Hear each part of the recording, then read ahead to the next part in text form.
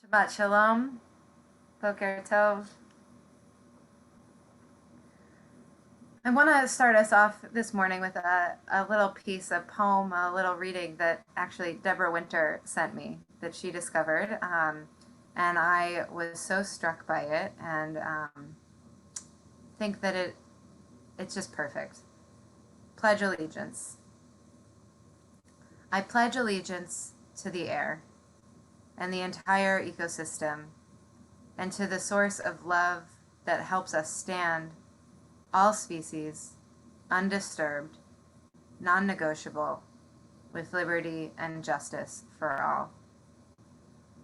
As much as Shabbat is a break from creation, from manipulating time and space, it's also a pledge, or a reminder of our pledge, a recommitment to creation, to the air, to all species, to preserving the entirety of an ecosystem, which is a reminder about what is divine and worth dignity for each of us, granted just by being alive. And so we take what is most precious about creation, what is whole, what is non-negotiable, and we use this Shabbat both as rest and as a challenge to recommit to the task ahead of us. We pledge allegiance to the air, to the source of love, and to all species, to bring liberty and justice for all.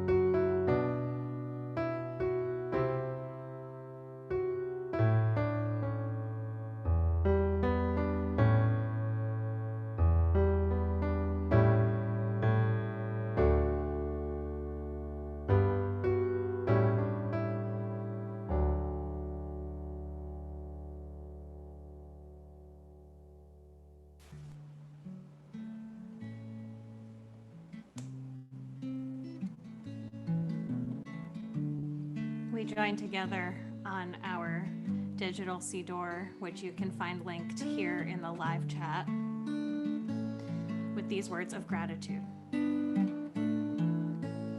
Modani lefanecha, melech chai v'kayam, shechazarta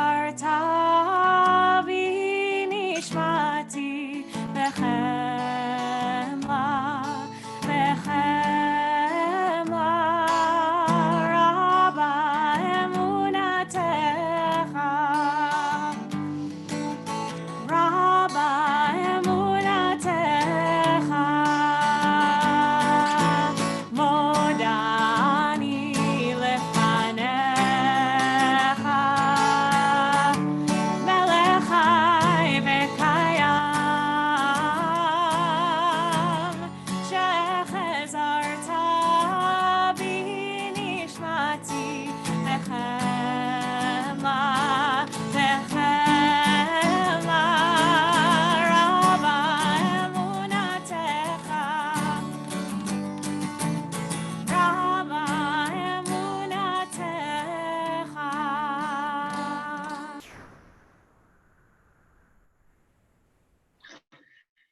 In the name of the daybreak and the eyelids of morning, and the wayfaring moon and the night when it departs, I swear I will not dishonor my soul with hatred, but offer myself humbly as a guardian of nature, as a healer of misery, as a messenger of wonder, as an architect of peace.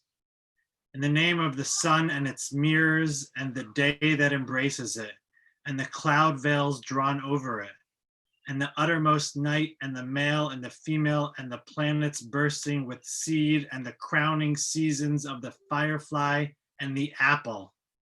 I will honor all life, wherever and in whatever form it may dwell, on earth my home, and in the mansions of the stars. We continue now with a prayer, standing in awe of our bodies.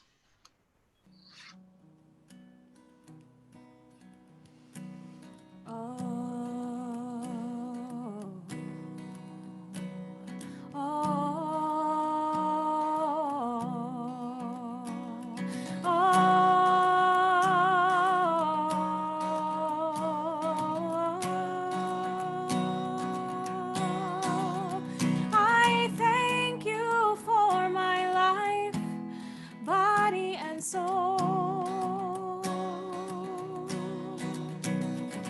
Help me realize I am beautiful and whole. I'm perfect the way I am, and a little broken too. I will live each day as a gift I give to you. Oh, oh, oh,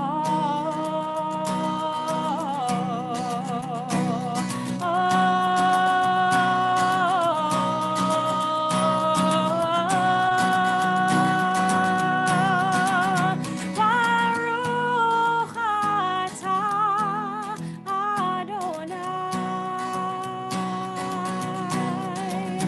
rofech kol basar umafli lasot. Baruch atah Adonai,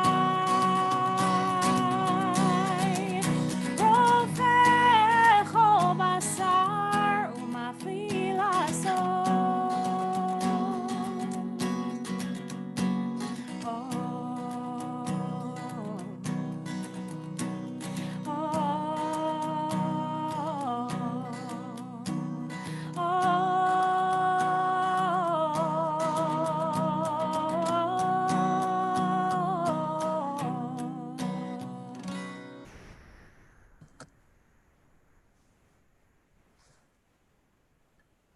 I am a Jew because in every place where suffering weeps, the Jew weeps.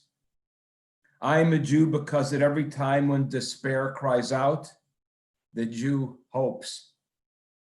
I am a Jew because Israel places humanity and its unity above the nations and above Israel itself. Baruch atah Adonai Eloheinu melech haolam she'asa kulanu b'tselem Elohim. Praise to you, Adonai, our God, Son of universe, who has created all of us in the image of God.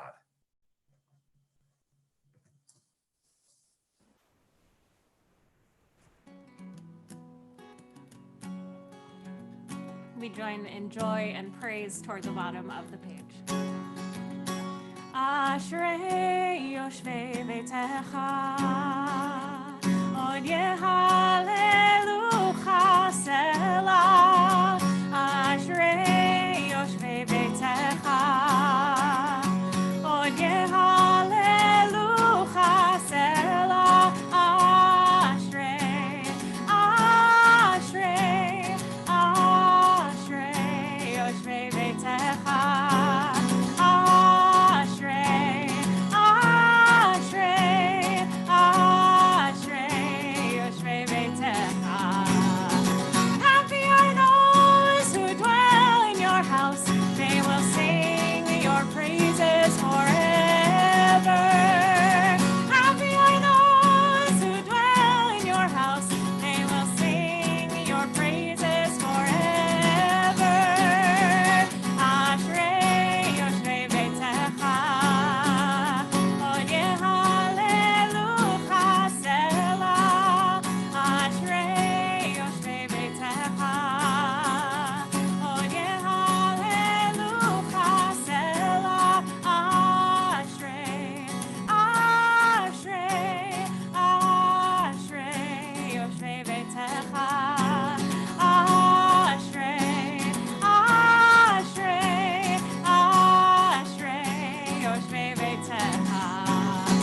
Happy are those who dwell in your house. They will sing your praises forever.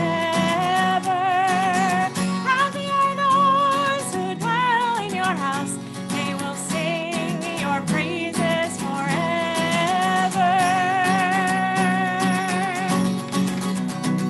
Hallelujah.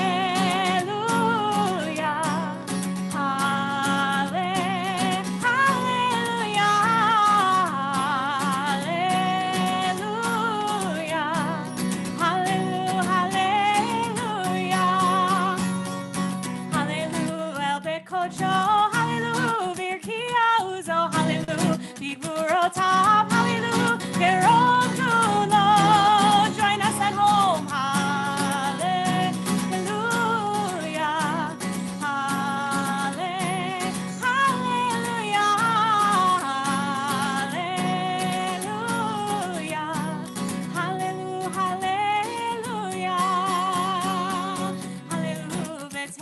Shofar, hallelujah, benevo v'chinor, hallelujah, betov u'machol, hallelujah, b'minim ve'lugav, hallelujah, hallelujah, hallelujah,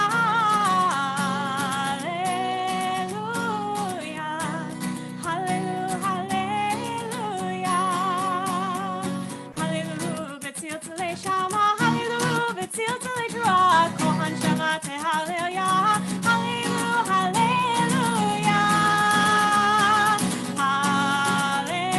hallelujah, like you mean it, hallelujah, hallelujah,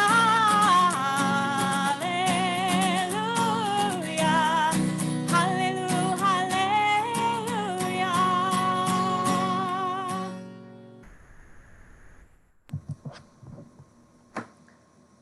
I think one of my favorite things that exists in the world is that the word hallelujah doesn't really have a translation because it just holds everything. I love that. To put that aside, I've been thinking so much about light, about the idea of light, and particularly because in this world of Zoom, light matters more than it ever did, at least in my own way. I happen to be married to someone who had training as a lighting designer, so for him it always mattered. But I'm kind of coming to realize there's this conception that light cannot be good. If I move my computer this way, all of a sudden my light is not good, right? And this idea that light could ever not be good never even really entered my mind. I think because of what we know from creation, right? Created day one, light is always tov. Light is always good.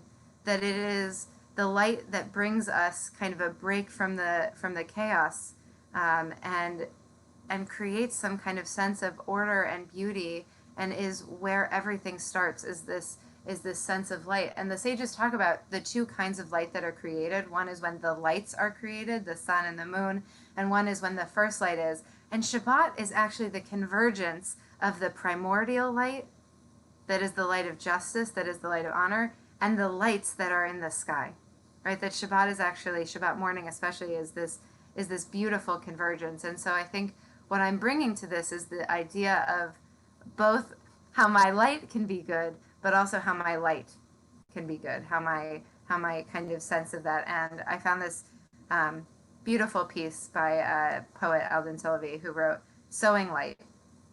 Light is sown by the righteous, tucked in the cracks in the sidewalks, dropped in the grass, breathed in the air, left waiting for others to find.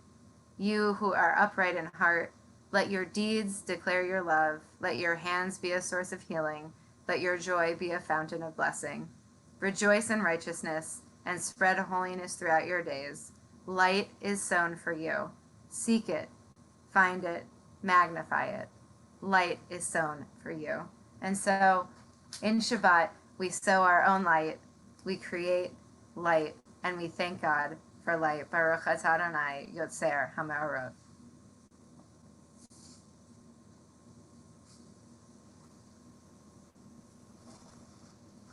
Shema Yisrael. Adonai Eloheinu, Adonai Echad. Baruch Shem Kevod Malchuto Leolam Va'ed. ואהבת את אדוני אלוהיך בכל לבבך ובכל נפשך ובכל מאודיך, והיו הדברים האלה אשר אנוכי מצווך היום על לבביך, ושיננתם לבניך ודיברת בם בשבתך בביתך ובלכתך בדרך ובשוכבך ובקומך, וקשרתם לאות על ידיך והיו לטוטפות בין עיניך, וכתבתם על מזוזות ביתך ובשעריך, למען תזכרו ועשיתם את כל מצוותיי והייתם קדושים לאלוהיכם. אני אדוני אלוהיכם אשר הוצאתי אתכם מארץ מצרים להיות לכם לאלוהים. אני אדוני אלוהיכם.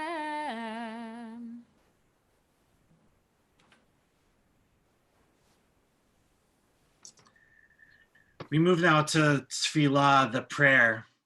At the beginning of this prayer, we call on God, and we call God the God of Abraham, the God of Isaac, the God of Jacob, Sarah, Rebecca, Rachel, and Leah. And I'd like for us, as we enter into this moment of silent meditation, for us to take the moment to recall our ancestors or our elders, and maybe invite them to sit next to you at this moment. Maybe there's something in your house that reminds you of them, of their memory. Maybe there's something you can go and take a picture of someone. Before the service, Rabbi Zemel was showing books published by by Grandpa Goldman. We have this opportunity in this in these strange times to be in our homes, and so how can we take advantage of the fact that this is an area where we have all of our personal possessions, and so we can use them to sort of take us to a different place. So even if you're sipping your coffee or in your pajamas, we're going to move into this moment of silent meditation now. Find something in your house or just search within yourself that takes you to the God of your ancestors. And then from there, use the time for your own silent meditation. We'll take a few moments.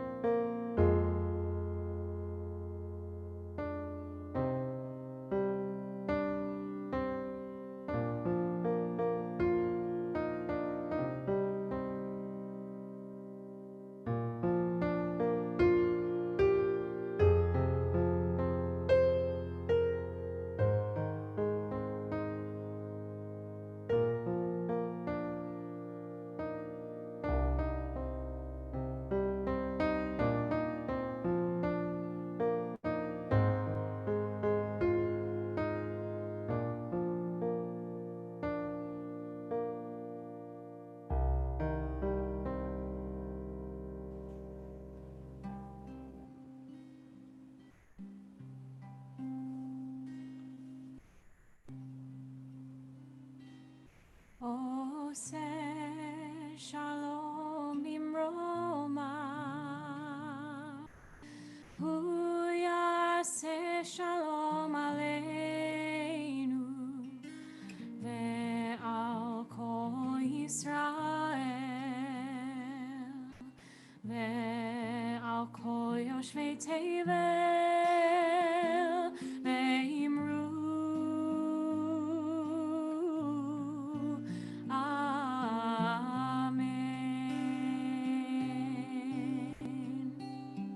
Oseh Shalom bimromav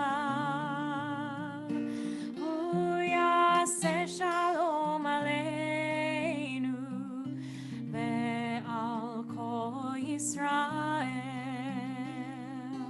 ve'al kol yoshvei tevel ve'imru Amen.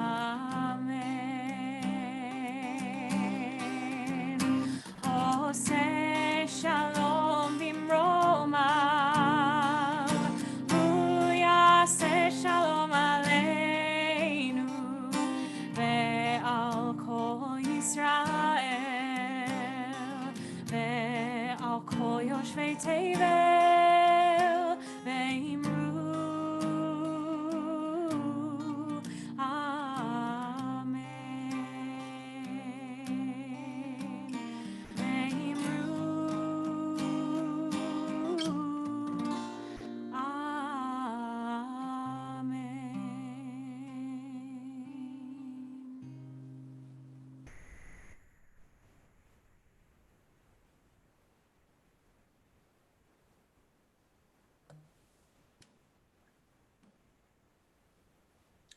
I was swept away with joy and actually a kind of sadness by the photograph that we're all looking at on our screens. I think I know almost exactly where that photograph was taken. That photograph shows, of course, the Mediterranean.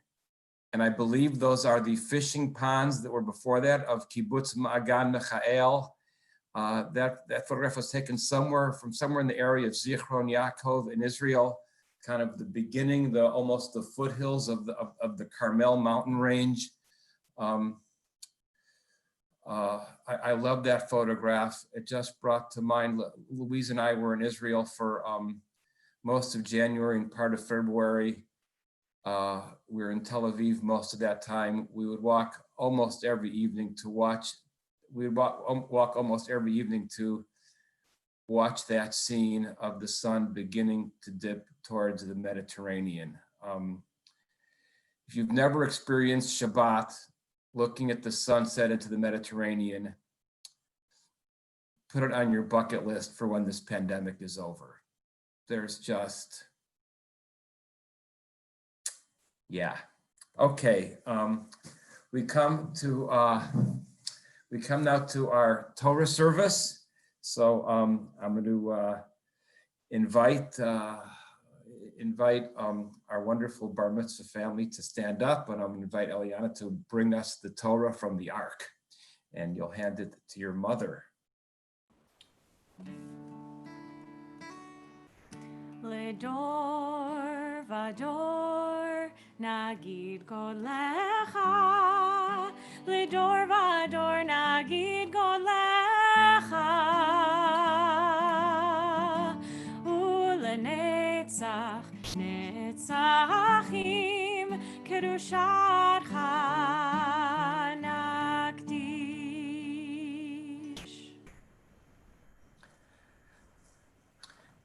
This is our Torah scroll.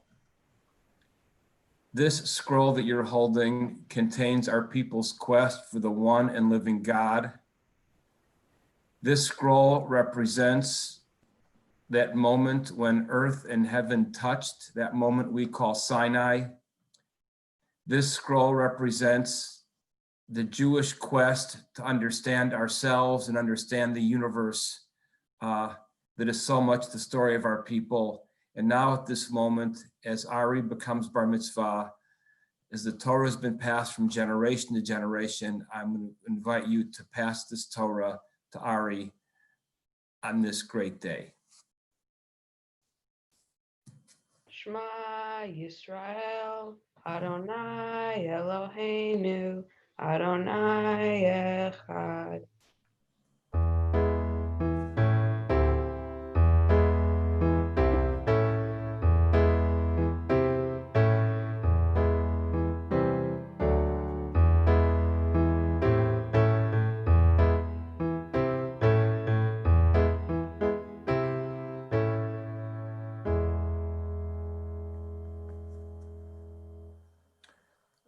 Now, as your family seated, I invite you, Ari, to teach us with your learning.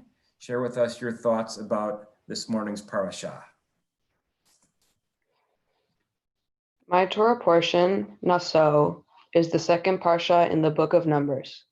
In this section, I'll be chanting the ritual of the Nazarite is explained. In ancient times, some Jews followed this ritual to make themselves more holy. For at least 30 days, and for some people up to 7 years, those who were participating in the Nazarite's vow would abstain from drinking wine and alcohol, wouldn't cut their hair, and would make sure to separate themselves from the dead. Then after their service was completed, a ritual was performed where offerings were made to God. Cakes or wafers, what the Torah calls a meal offering, sheaves of wheat known as a wave offering, and the sacrifice of animals like the ram, what the Torah calls a burnt offering or sin offering. Then at the very end of my parsha, God tells Moses and Aaron to give the people the threefold priestly blessing. It's famous and still used today. May God bless you and guard over you. May God's face shine upon you and be gracious to you. May God favor you and grant you peace. I chose this section because I think that it is fascinating that certain people would voluntarily separate and abstain from things that people like to do. The root of the word Nazarite, Nazir, actually means to consecrate, abstain from, or separate. There are many examples of separation still seen in modern times, and I chose to explore several of them. There are many advantages and disadvantages to all of these examples. One that we all see today is the quarantine and social distancing that is happening around the world. There are several drawbacks to the quarantine, like you are not able to meet other people face to face, and you can't go out and do fun things as much, but overall it is beneficial to the world because it keeps us all safe. However, this is different than the Nazarites because it is not a choice, it is more of a requirement. Another example of separation is with Jews who are observing Yom Kippur. They don't eat or drink anything for the whole day, and usually spend it at temple praying and repenting for things that they did that were wrong. This is an example of voluntary separation. Even though the tradition of Yom Kippur is thousands of years old, no one has to do it if they don't want to. The obvious disadvantages are that you don't eat or drink, and you're at services for almost the whole day, but you feel holier and forgiven by God. In the non-religious world, people in the armed forces voluntarily separate and do things that most people don't normally do. They push themselves to train, take orders, and keep their body in great shape. They have to watch what they say and do. They also spend a lot of time away from civilians and even their families. They can often leave their families for months or years at a time and can't even say where they are going. One last group I want to talk about are athletes. Athletes get paid very well, but they work very hard and watch what they eat to make sure they're in good shape to play well. They travel around the country or sometimes around the world to compete. In baseball, players have to leave their families in February to go to Florida or Arizona to start spring training. Then in April, the season starts, and until early October, they're traveling around the country and playing almost every day. Then, if their team makes the playoffs, they go through until the end of October. That is a 9-month season, so they only get to be with their families for about 3 months. All of these examples show separation from normal life. They all have obvious disadvantages, but in the end, they are beneficial to those who participate in them. Last summer for my Mitzvah project, I volunteered at the Washington Nationals Youth Baseball Academy. The YBA works to help underprivileged families in DC by helping the kids with schoolwork, teaching them how to play baseball, and teaching the parents how to cook healthy meals. I volunteered to help coach kids from ages 4 to 10 on the fundamentals of baseball. It was a lot of fun, and I will try to do it again this summer. To support the YBA, visit mlb.com/nationals/youth-baseball-academy. That's mlb.com/nationals/youth-baseball-academy. Thank you to everyone at Temple Mega who helped me get to this point. Shabbat Shalom. Shabbat Shalom, beautiful. And you can put your book there aside for the moment and find your good place in the Torah portion. And at this point, I want to invite to come to the Torah virtually, but also I think really, I'm going to invite Roberta Aronson for our first Aliyah. Baruch Hu Adonai Hamvarach. Baruch Adonai Hamvarach Leolam Va'ed. Baruch Adonai Hamvarach Leolam Va'ed. Baruch atah Adonai Eloheinu melech haolam, asher bachar banu mikol ha'amim, v'natan lanu et Torato. Baruch atah Adonai noten haTorah. Amen. Amen. Bezot Torah Hanazir Beyom Melot Yemein Yisro Yavi Oto El Petach Ohel Moed Vehikri Vekorbano Ladonai Keves Ben Shnato Tami Mechad Lela V'chavsa Achat Bat Shnata Timima Lechatat Ve'ayel Chatamim Lishlamim Vesal Matzot Solet Chalot Belulot Bashamen Orki Matzot Meshuchim Bashamen Umin Chatam Venis Kehem.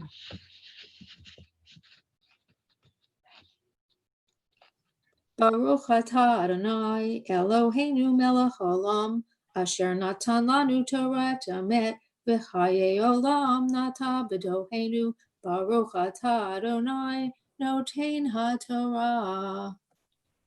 Amen. And now for our second Aliyah, we invite Ari's aunts to the Torah. We invite Aunt Rebecca and Aunt Katya, or I might say Tia Katya, Rebecca Vazatsky, and Katya Levitan Reiner for the second Aliyah. Baruch et Adonai Hamorah. Baruch Adonai Hamvarach Leolam Va'ed.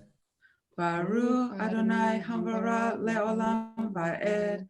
Baruch Atah Adonai Eloheinu melech haolam, asher bahar banu mikol ha'amim, v'natan lanu et Torato. Baruch Atah Adonai noten haTorah. Amen. Amen. Vehikri Fakohen Lifnei Adonai Ve'asai Chatato Ve'etzolato V'ta'ayil Yaseh Zevach Shlamim Ladonai Al Sal Hamatzot Ve'asai HaKohen Et Minchato Ve'et Nizko V'gilach HaNazir Petach Ohel Moed Et Rosh Nizro Ve'lakach Et Se'ar Rosh Nizro V'natan al ha'esh asher tachat zevach hashlamim.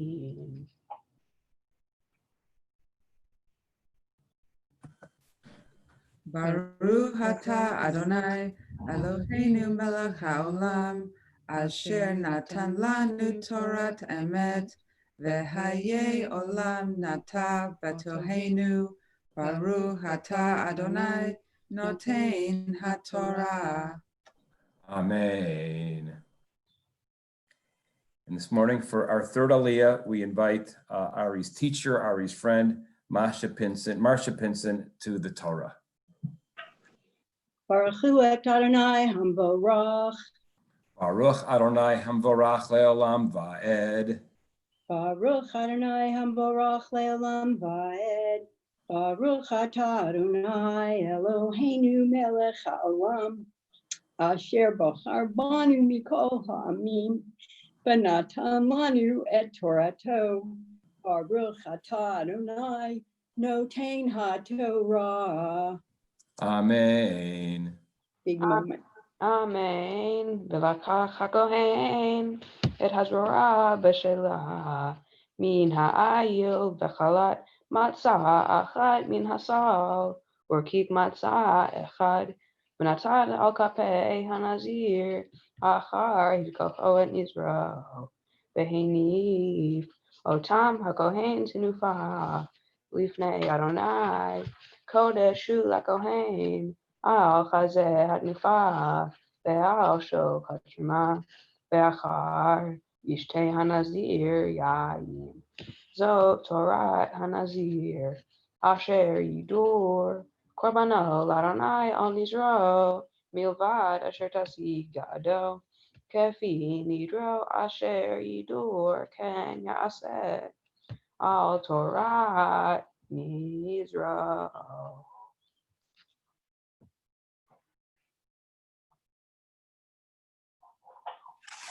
very emotional for me to do this.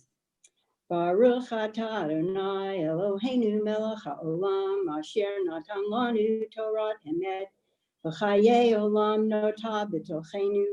Baruch atah Adonai noten haTorah. Amen. Amen.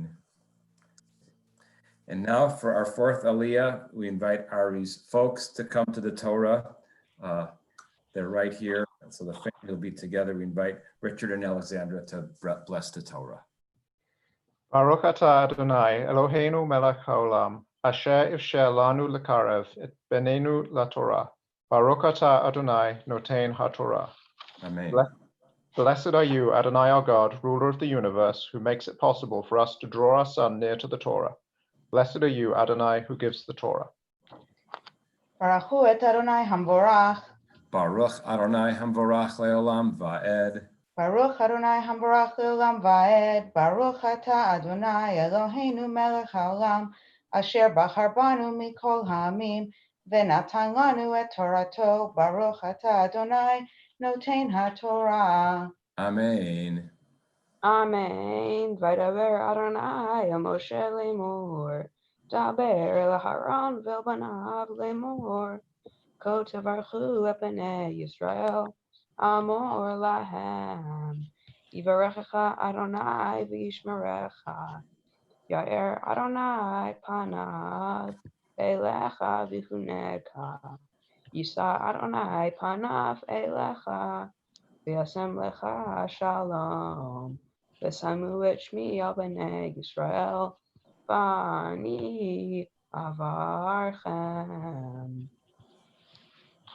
Baruch atah Adonai Eloheinu melech haolam, asher natan la'adam Torat emet.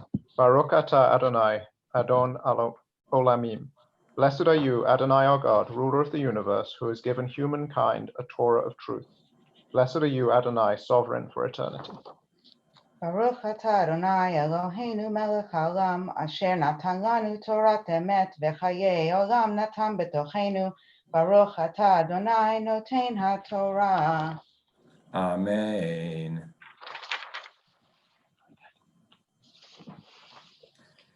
Yamod Bachur Bar HaMitzvah Yamod Chamishi. Baruch hu Adonai hamborach. Baruch Adonai hamvorach leolam va'ed. Baruch Adonai hamborach leolam va'ed. Baruch atah Adonai Eloheinu melech haolam, asher bachar banu mikol ha'amim, v'natan lanu et Torato. Baruch atah Adonai noten haTorah. Amen. Vayehi beyom karlot Moshe lehakim et hamishkan. Vayimshach oto vaykadesh oto v'et kol kelav v'et hamizbeach v'et kol kelav. Vayimshachem vaykadesh otam. Vayakrivu nesiei Yisrael rashei beit avotam. Hem nesiei hamatot hem homdim al hakudim. Vayaviu et korbanot lifnei Adonai. Shesheglot tzav u'shnei asar bakar akala oshnei hansim v'shor lechad. Vayakrivu otam lifnei hamishkan. Vayomer Adonai el Moshe lemor.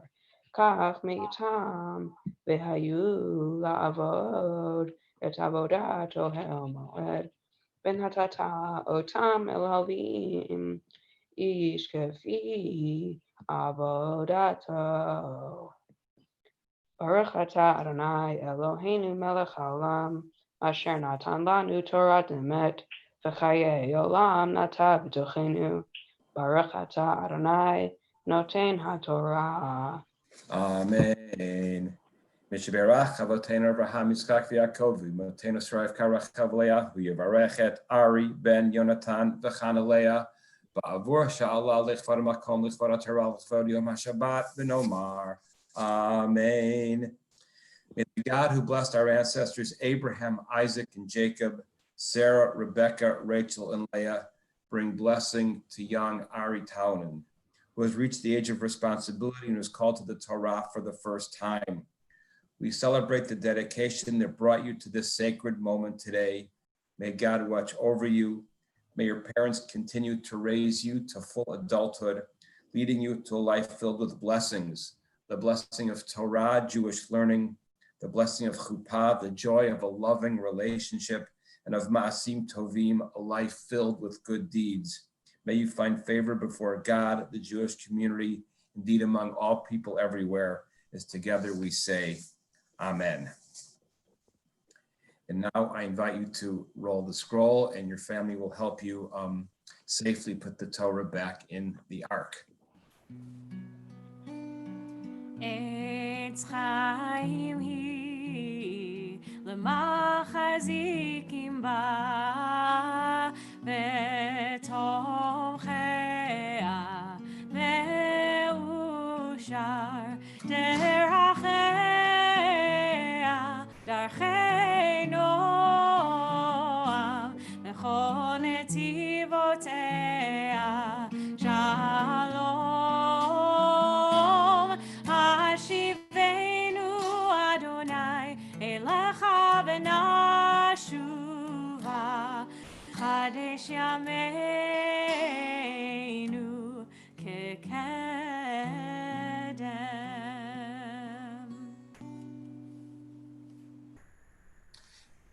And now, Ari, we're going to invite you to continue as you bring forward the Haftorah for this Shabbat morning. My Haftorah comes from the book of Judges.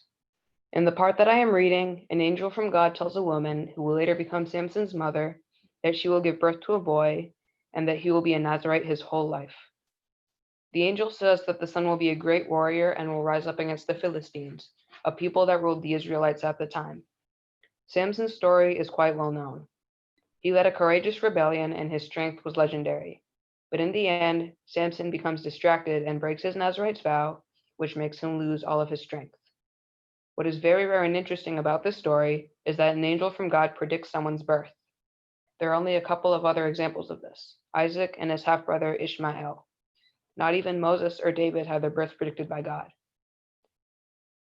I think that God predicts Samson's birth so that Samson's mother will have a warning that it is important to fulfill his Nazirite's vow. After all, the angel told her to abstain from drinking wine and eating impure foods while pregnant. There is a clear connection to my parsha because my parsha explains what a Nazirite's way of life is. I think the story of Samson explains why it is so important to fulfill that vow. Baruch atah Adonai Eloheinu melech haolam asher bachar b'nviim tovim v'ratza v'divreihem hane'emarim be'emet. Baruch atah Adonai Habocher b'Torah u'Moshe avdo u'Yisrael amo u'Vinviei ha'emet b'tzedek.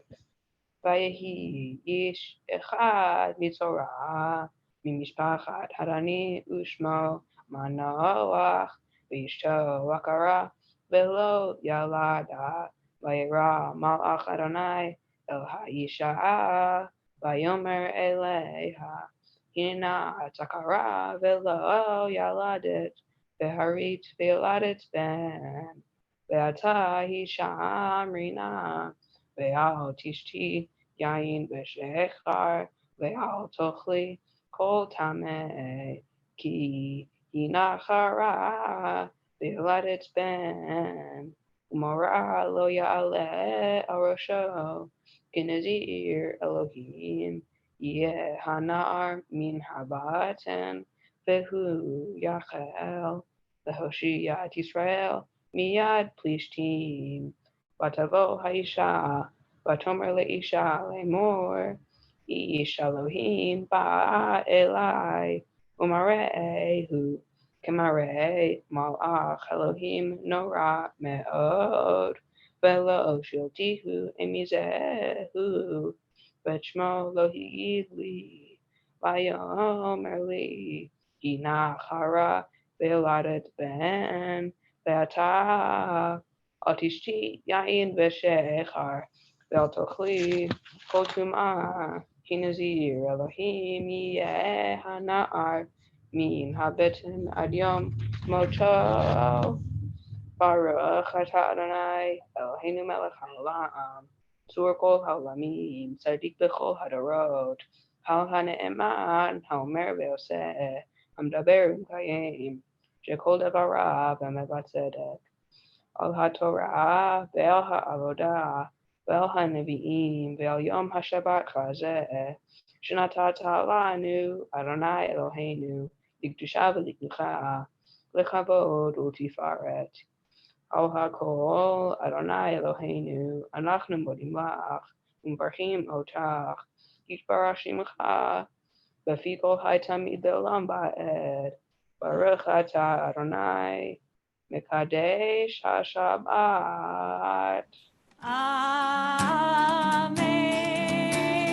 Siman tov u'mazel tov u'mazel tov u'siman tov. Siman tov u'mazel tov u'mazel tov u'siman tov. Siman tov u'mazel tov u'mazel tov u'siman tov. Yehi lanu, yehi lanu, yehi lanu, u'lechol Yisrael. Yehi lanu, yehi lanu, u'lechol Yisrael.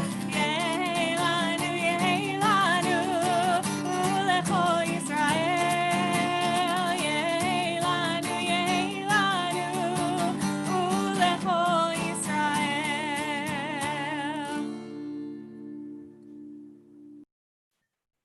So Ari and family, as you are standing there together, I'm going to start to bring you greetings from seemingly everywhere.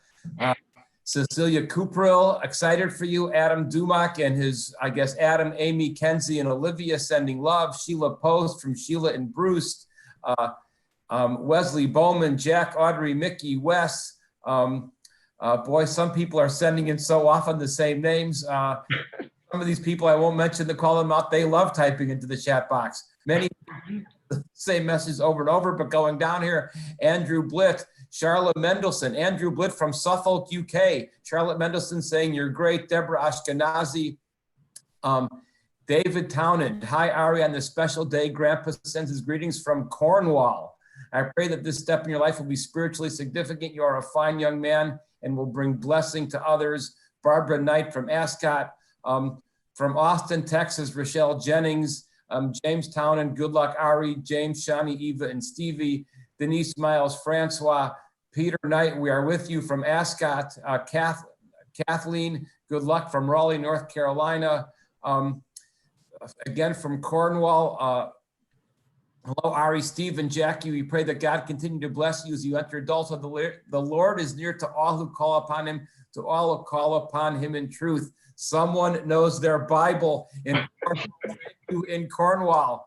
We love those Psalms. Jerry Rose, more Daniel Nunez, JCT, Jim Morgan, they're going on and on. Excited to see you from Max Rosenswasser, David Turns, Luciana, Barbara White. We're going to stop. You're going to get these all in your own. You'll be able to respond to everybody, classmates. Devin Trendle, Jennifer Oko, it's going on and on. Have a great, great morning as I now want to bring blessing to you and your entire family. May God bless you and keep you, saying the words from your portion. May God cause light of God's face to shine upon you, be gracious to you, to all of you. May God watch over you always and grant you God's greatest, greatest blessing, the blessing of a noble and enduring peace. Amen. Okay, you'll get all these messages. You can be seated, relax, be comfortable. There are so many more, and we could spend the next 20 minutes reading. Even I see one now from Morgantown, West Virginia. Morgantown, West Virginia, Andrew Montgomery, well done. Okay, in Cheshire and London, Hillary Cooney. Okay, I'm gonna close this chat box because it's just too interesting to look at. So here we go. Putting this aside and finding the right paper.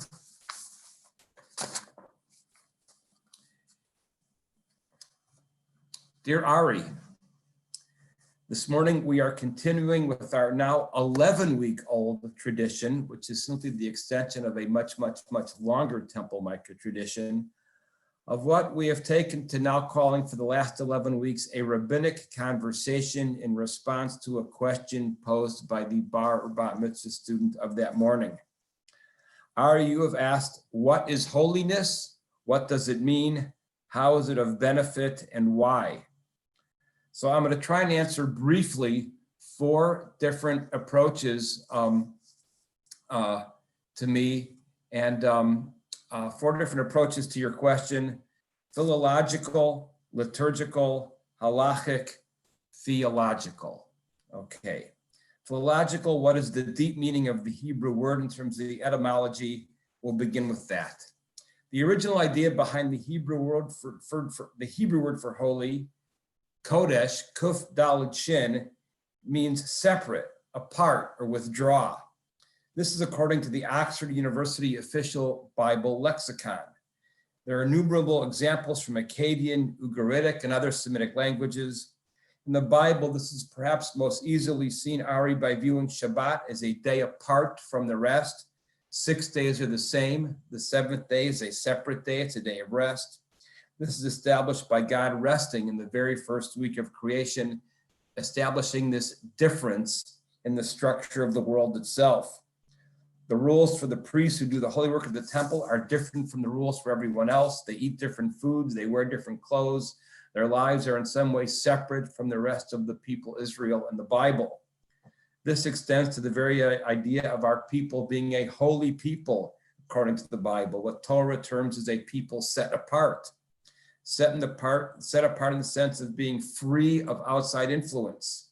Remember, Ari, that Abraham had to leave Mesopotamia and come to the land of Israel as the founding pioneer of the Jewish journey. Modern social science teaches us that the social groups with which we live inform much of our personal behavior. Behavior is socially transmitted and highly influenced by what we see and who we hang around with. As a social scientist once said to me, if you want to be a rollerblader, go hang out with people who rollerblade. If you want to be a reader, go hang out with people who go to the library a lot. The story of ancient Israel is the story of the ethical development of the norms we live by in order to become the holy people we aspire to be. I could go on, but I need to keep this fairly short. Liturgical definition. I particularly love this definition, of which I'm fond of referring when I officiate at a wedding. We use the Hebrew word kadosh, kuf daled shin, in so many ways. So we say kiddush, the exact same word, over the fruit of the vine at the Shabbat and holiday table. The Hebrew word for marriage is the same word, kuf daled shin, kiddushin. And we say kaddish, the exact same word, when we mourn and remember someone we love. We ask ourselves, why do we use the same word in so many ways? What does it tell us what holiness is all about? Well, when we make Havdalah to end Shabbat, we say a prayer that goes, Hamavdil bein Kodesh, holiness, l'chol. We invoke God as a God who separates Kodesh, holy, from chol, the ordinary. Chol has another meaning besides the word ordinary. We also can under chol also means sand. Picture sand, Ari. Picture yourself walking on a beautiful beach right now, walking over sand. Sand is that granular subject found on any beach. You pick up the dry sand and it flows right through your fingers. No grain of sand adheres to any other grain of sand. Nothing sticks. Sand is the ultimate symbol of the unconnected. In Judaism, the unconnected life is a nightmare. Perhaps we might say the ultimate profanity. Do not separate yourself from the community, taught Hillel. If chol is the opposite of kodesh in the Havdalah blessing, then can we say that kodesh can also mean connection or bond? Can kodesh mean thick relations? A term I like very much, thick relations. So when we say kiddush around a Shabbat table, we are proclaiming a sacred bond that captures the very essence of what the Shabbat table symbolizes. We are proclaiming a sacred bond with the people with whom we are sharing the table. When we say Kaddish, that same word for someone who has passed away, we are proclaiming a bond that lives within us, even beyond the grave with death. When we call marriage Kiddushin, are we saying that this bond is the sacred commitment of our lives, that this relationship of the married couple is so elevated, it's something beyond the relationship the married couple have with anybody else? This, we might say, is the liturgical meaning offered to us by the word Kodesh, holy, the life of deep connection. God is that which is connected to everything. God is one. In God's presence, therefore, we might say, bonds the entire universe together. Jewish law offers a third insight. What the rabbis teach about Hanukkah candles, they call them holy, say that we cannot make ordinary utilitarian use of them. Unlike Shabbat candles, which we can use for a light, to read by, or simply to light a room, Hanukkah candles are there simply for the beauty and to symbolize what was for the rabbis the Hanukkah miracle. There are further examples of this notion of that which is holy not being able to use for any pragmatic purpose. It can't be utilitarian. What is holy is simply present. This almost brings holiness to a kind of aesthetic form, a beauty to be enjoyed but never used. Again, there is so much more to say, but I need to go on. I want to offer a theological answer. In all of Judaism, one thing stands out as holy above all else: human life. All human life is deemed Kodesh. God is called HaKadosh Baruch Hu, the Holy One, blessed is God above all else. But we might say also that human life is holy. We throw every Jewish obligation out of the window in order to save a single human life. We can violate Shabbat law. We can violate any ritual act. If doing so will save a life. All that we cannot do is murder someone in order to save a life or commit a violating sexual act. You can kill the potential killer, but you cannot murder innocent person X in order to save person Y. We are not allowed to judge, as the Talmud puts it, whose blood is redder. Ari, I cannot end these remarks this morning without noting the backdrop against which your question has been asked. We are living through a global pandemic that has caused widespread human suffering, wreaked havoc with the world economy, the food supply, and the medical supply chain, and medical resources have been stretched to their limit. Yet, there are some things that make a difference. The older you are, the more vulnerable you are than the young. And there's not much that we can do about a person's age, but the poor are more vulnerable than the rich. The weak somehow are more vulnerable than those who are stronger. In our country, if you are a person of color, an immigrant, an African-American, Hispanic, you are more vulnerable than if you have white skin. This is the radical opposite of holiness. This is, in fact, blasphemy. This is making a mockery of everything the Bible stands for. When Cain cried out, "Am I my brother's keeper?" the answer was not dependent on the color of the person's skin. The biblical prophet Amos cried out to the people Israel, "Are you not as the children of Ethiopia to me, declares Adonai? Have I brought up Israel from the land of Egypt, and the Philistines from Haftorah, and the Arameans from Kir?" To God, all people are holy, no matter where they are from. When Genesis says that God took dust from the four corners of the earth to breathe into humanity and create the first life, it is to show that we are all the same. No one can say, "My lineage is greater than yours." No one can say, "My color is better than yours." This week, with the brutal killing of George Floyd in Minneapolis by a police officer, no less, we are tragically learning once again how far our own nation has to go in learning that all life is sacred. In fact, if God has one true symbol on earth, it is each and every one of us. Of all creation, it is each one of us who is created in God's image. To kill a person is to diminish God's presence in the world. That diminishes holiness. We increase holiness in the world when we treat each other and every person with their God-given dignity. That is Hillel's Torah. All the rest is commentary. Thank you for this beautiful question. as we now move along to Rabbi Crawley.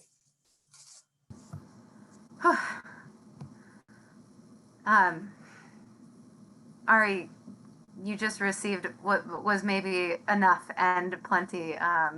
And so, but our cup overflows and we're going to keep going. And thank you, Rabbi Zemel, for those words. Thank you. I want to say first, Ari, first, congratulations. You chanted, you read, you taught beautifully this morning. And it's just such a blessing for you to be with us, to be sharing your Torah with us this morning. I also want to thank you for what is a great question, because it requires that we are careful with our language. Holiness is a word. Holy is a word we throw around a lot. And maybe we know what it means when we're saying it, and maybe we don't.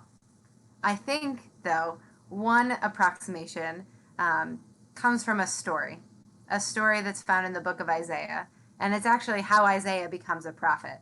So he ascends to the heavens in order to attend the coronation of God. And when he gets there, the angels are rushing around wildly.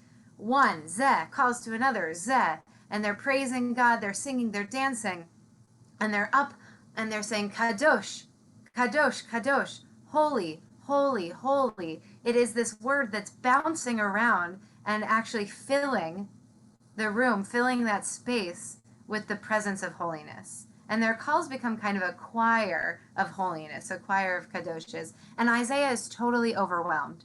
He's overwhelmed with the sights and the sounds, and he declares actually that he's unworthy to be witnessing such an event. But then he hears a divine request. God asks, "Who shall I send and who will go?" And there's something about grasping that holiness in that moment, about hearing the kadosh echoing in his ears, that inspires Isaiah to say, Hineni, here I am, and Shelacheni, send me. And in our morning Kedusha, in our morning prayers, we actually reenact this moment. We get up on our tiptoes and we reach towards the heavens and we say, Kadosh, Kadosh, Kadosh. Holy, holy, holy. And I think by reenacting this moment, we're creating a bridge, saying the same words that the angels said in Isaiah's story, and maybe some liturgists say at the exact same moment that they're doing it in heaven, which, whether or not it's real, I think is a beautiful idea. So holiness here is much more than its root, kadosh, separate or apart, distinct, that Rabbi Zemel spoke of in his first example, but rather holiness can only come from relationship, the liturgical meaning that Rabbi Zemel spoke of. It's the kind of bridge that Isaiah imagines, that there might be another kind of holiness. God might be holy on God's own, God's self, isolated, but it's our reaching outward that makes it so. So you are among a large cadre of philosophers and theologians who have all tried to grapple with the idea of holy. Rudolf Otto made holiness abstract, saying perfectly sui generis and irreducible to any other. Kierkegaard suggested that it was an internal truth that approaches madness, but I prefer to think of holiness as a bridge between our messy human selves and the vision of what we might be, between a certainly imperfect world and our aspiration for harmony and justice. To walk on the bridge of holiness is to be able to see something that makes you stand up, as Isaiah did, and say, "Send me. I will go back to that imperfection and work harder." It's why the Torah does not simply command us towards moral commandments or ritual commandments, but commands us towards both. My favorite definition of holiness comes from Rabbi Bradley Shavit Artson, who examines the Torah portion Kiddushim, which incidentally is where children are supposed to start learning Torah, and combines, in his words, ethical rigor and ritual profundity. He says, ritual requires ethics to root it in the human condition, to force it to express human needs and to channel urges, to serve human growth and foster insight. Ethics require ritual to lend substance to lofty ideas, to remind on a regular basis of ethical commitments already made, and to create a community of shared values and high standards. Ritual without ethics becomes cruel. Ethics without ritual becomes hollow. Ari, this is everything. What is the purpose of holiness, you ask? Yes, it is what our rabbis say, that holiness lengthens our days. Yes, holiness helps us touch awe and meaning, but it is also what keeps us in the world and keeps us in balance. Holiness is purpose, it is connection. Holiness, both its ethical and spiritual components, which are inextricable from each other, inspires us to continuously say, Shelacheni, send me, I am ready. And with that, I pass the baton to Rabbi Baraha. I love it. Holiness as a bridge. That's gorgeous. And Rabbi Crawley, I also thought of Rudolph Otto, the idea of the holy, probably because we both recently just studied with Rabbi Hoffman. And I was going to say, Ari, you are the type of kid who can maybe understand this book. So I'm going to send this to you. And can you please explain to me what it's about when you're finished? My answer for you this morning is going to be much, much, much, much simpler. What is holiness? Holiness is a kitchen table. You see, our sages taught that the home is a sanctuary, the center of your world, the place out of which all spokes radiate. From the home to the house of study, from home to the house of prayer, from home to the house of gathering. Another sage, Diana Butler Bass, says, home is the place where you belong, or more cleverly, the place where they have to take you in. If our homes are sanctuaries, Ari, the holy of holies is the kitchen. The kitchen is the beating heart, the place to be. No matter if there are pistachios in the living room, the kitchen is energy, the smells, the clank of the dishes and the drawers. It's exciting. Now, if, Ari, the kitchen is the holy of holies, the sanctuary within the sanctuary, the table sits at the true center. It is the altar where we offer the gift of togetherness to God, where we transform bread and wine, and where we, in the eating of food together with blessing and thought, express our humanness. The poet Joy Harjo says the kitchen table is where the world begins and perhaps ends. Listen to her words. The world begins at a kitchen table. No matter what, we must eat to live. The gifts of earth are brought and prepared, set on the table, so it has been since creation, and it will go on. We chase chickens or dogs away from it. Babies teethe at the corners. They scrape their knees under it. It is here that children are given instruction on what it means to be human. We make men at it. We make women. At the table, we gossip.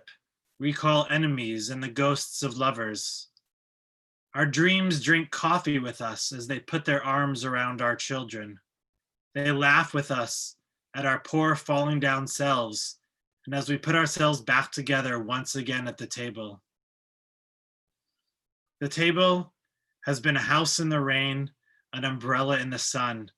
Wars have begun and ended at this table. It is a place to hide in the shadow of terror, a place to celebrate the terrible victory. We have given birth on this table and have prepared our parents for burial here. At this table, we sing with joy, with sorrow. We pray of suffering and remorse. We give thanks. Perhaps the world will end at the kitchen table while we are laughing and crying, eating of the last sweet bite. Holiness, Ari, is the kitchen table where we offer up the best and worst of who we are. But you know what? The table is just an example. What is truly holy is our ability to transform a mere object into something that is profound. What is holy is that we can take a Zoom meeting and turn it into an ancient rite of passage. These are also expressions of our humanness, and it is holiness that is within us that we project onto something else. What power, what magic. And to your last question, what are its benefits? I'll simply say, Ari, Think of your kitchen table, and now imagine your home without it. Shabbat Shalom.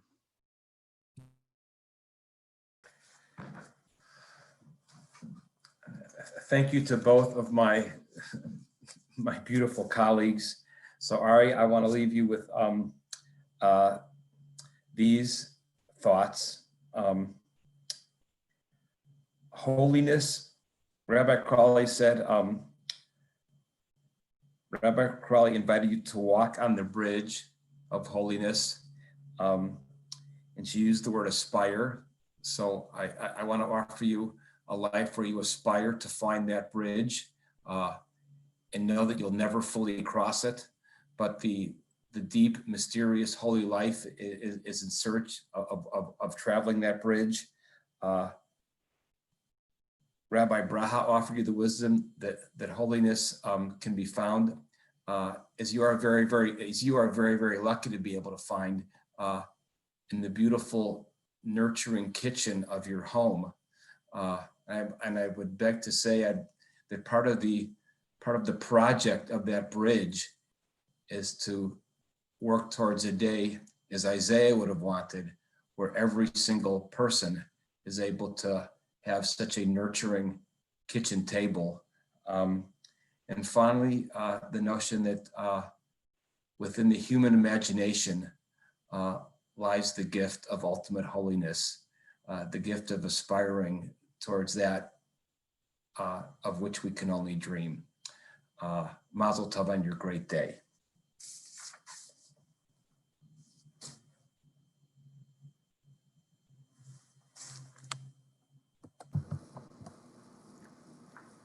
I'm feeling all of these beautiful prayers and these words, and I think it's a beautiful transition into a prayer for healing, because the bookend for our prayer for healing for our Mishaberach is a prayer called Birkat Gomel.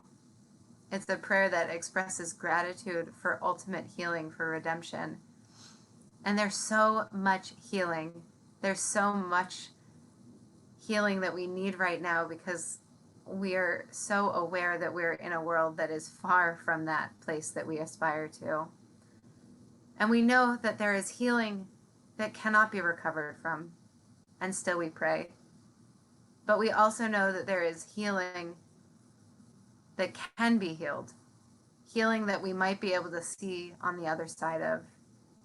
And so we pray, may the one who grants healing bring healing and comfort to all who are ill, and grant our hands the ability to heal as well. For we know that there are tasks that are on us to bring love, to bring comfort, and we cannot forget the power that is within us as we seek to bring healing from things that cannot be seen but are felt. And we pray with a fervent hope for that day of light, when we can all say those words of Gomel, for we will all have been redeemed. We will all have been healed, and we will all have been comforted.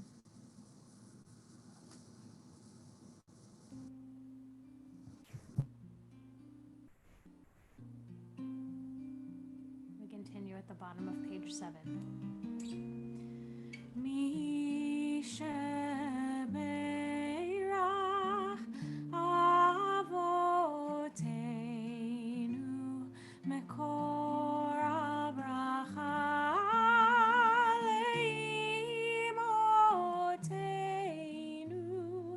May the source of strength, who bless the ones before us, help us find the courage to make our lives a blessing, and let us say Amen.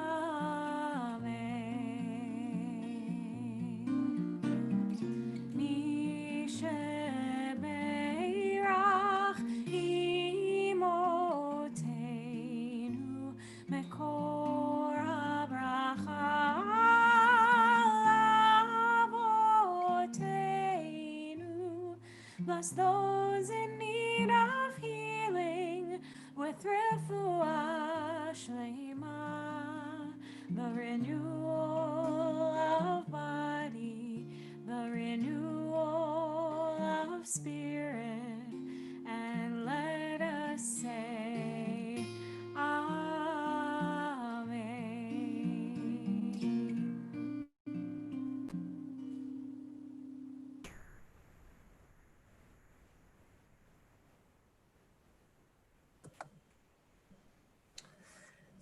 As we turn now towards the Kaddish, you'll notice that last night we read 3 names of those who had passed away in recent days from the dreaded pandemic COVID-19. I'll just say a couple of words about that. We for the last many weeks, we've been expressing in words our sense of loss and our desire to comfort the family members of those who've been lost all around the world. And then we discussed the idea of every week publishing a number of the number of people that had died of this dreaded disease in the last week, either in the world, in our country, in the Washington area. And as we discussed that, we had a long, painful discussion, remembering the dreaded, horrific teaching of one of history's great monsters, Joseph Stalin, who said something like, if you murder a person, you've murdered a person, but if you murder 10,000, it's a statistic. And these people are all human beings. Each person is an image of God. And so we decided that what we'll do for coming weeks is just list names with a little bit about them, knowing these people are symbolic of so many others whose lives are lost to this dreaded disease. So on this Shabbat, we remember Shaheen Shabablu, age 56, an immigrant filmmaker from London. Jamila Dirian Emoni Barber, age 17, who loves making TikToks in Lancaster, Texas. And Shanti Mack, 44 years old, Prince George's County healthcare worker who lives in Silver Spring. Remember this week also, as is our Temple Mike custom, we read the names together. We read these next few names together, those whose lives were lost to violence in our own city. We read these names: Christopher Beckwith Jr., age 22 of Northwest DC, Kayvon Kinney, age 26 of Southeast DC, Sheila Lucas, age 71 of Southeast DC, Antoine Roach, age 18 of Southwest DC. And we, of course, very, very sadly, add to this the name of a city where I used to live. I moved to Washington from Minneapolis many years ago. We remember George Floyd and remember his loved ones. And we wish healing for his family, wish healing for our entire country over this tragedy that has just revealed once again so much. We are in a period of mourning for Linda Krieger, a dear friend of Rachel Gross, and we're thinking of Linda and her family, and we offer our deepest wishes to Rachel.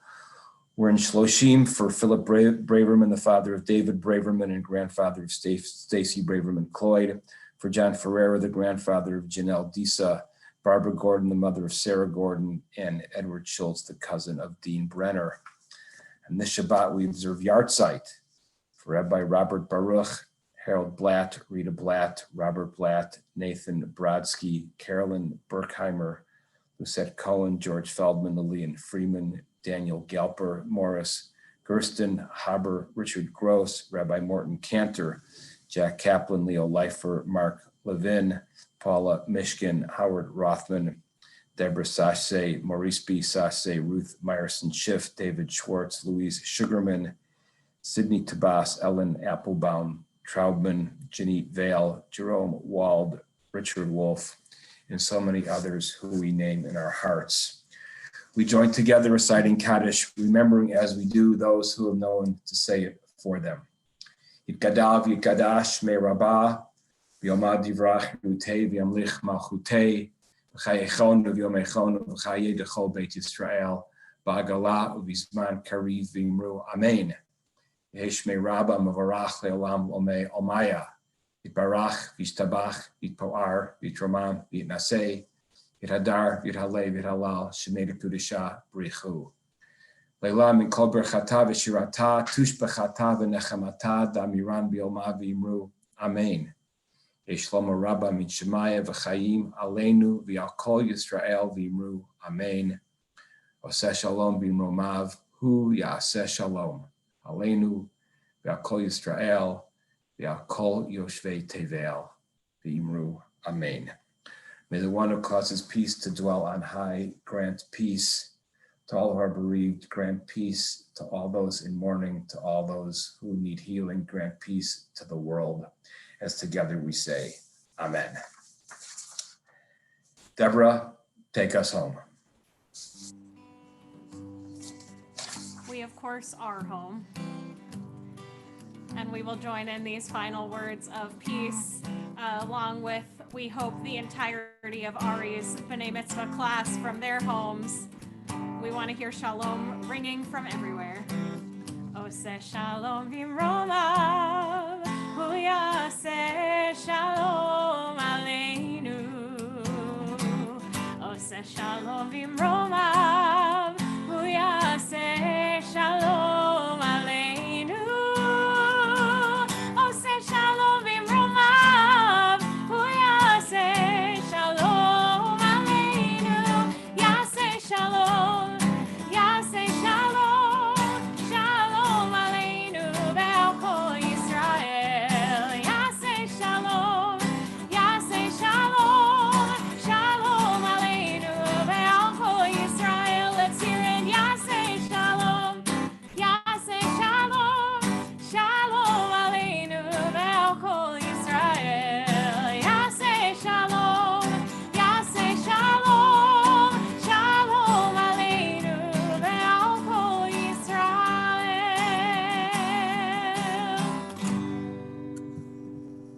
Shabbat shalom. Shabbat shalom.